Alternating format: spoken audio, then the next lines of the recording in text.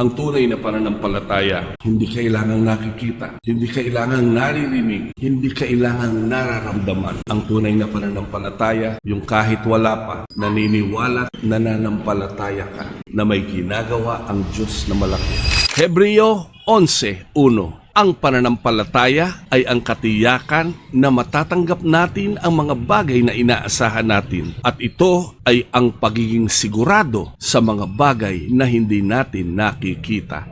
Alam mo na ba? Pwede palang malaman ang tungkol sa iyong hinaharap o kinabukasan. Kapag meron kang tunay na pananampalataya, tiyak ka o alam mo na ang mangyayari o kalalabasan ng iyong nararanasan sa kasalukuyan o maging sa ginagawa bago pa man ito mangyari. Ang pananampalataya ay hindi isang pagsisikap para mapangyari, kundi tuloy-tuloy at isang malalim na pananalig o paniniwala na nagbubunga ng kapayapaan at pagtitiwala dahil sa alam mo. Hindi ang espiritu ng sanlibutan ang ating tinanggap, kundi ang espiritong mula sa Diyos upang malaman ang mga bagay na walang bayad na ipinagkaloob sa atin ng Diyos. At yan ay nakasulat sa unang Korinto 2:12. At gusto lang kitang tanungin, alam mo rin ba na nang tinanggap mo ang Espiritu ng Diyos, nagkaroon ka na ng kakayahang malaman ang naibigay na ng Diyos sa iyo? Yung kaalamang ito ay hindi parang nagwi-wish ka lang o sana nga mangyari at minsan pinipilit pa na kumbinsihin ang sarili na paniwalaan ang mga bagay, lalo na ang mga pangako ng Diyos para ito'y mangyari. Kapag sinabi mong alam mo, ibig sabihin merong katiyakan at sigurado ka na sa hinaharap ay mangyayari nga ito.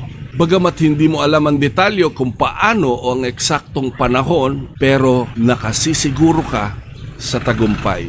Kung babalikan natin ang sinasabi sa Hebreo 11, talatang 1, ang pananampalataya ay katibayan ng hindi pa nakikita. Ang tunay na pananampalataya ay hindi mo dapat makita ng personal. Ang tunay na pananampalataya, hindi to see is to believe. Kung talagang nananampalataya ka, kahit wala pa, nakikita mo na ang mga bagay na alam mong ipinangako ng Panginoon dahil nang tanggapin mo si Kristo bilang sariling Panginoon at tagapagligtas. Binigyan ka ng karapatang maging anak niya, at bilang anak niya, may karapatan ka sa lahat ng meron ang ating Panginoon. Palagi nating tandaan, ang tunay na pananampalataya, hindi kailangang nakikita, hindi kailangang naririnig, hindi kailangang nararamdaman. Ang tunay na pananampalataya, yung kahit wala pa, naniniwala't nananampalataya ka na may ginagawa ang Diyos na malaki. Kapatid, anuman ang pinagdadaanan mo ngayon, kung iyan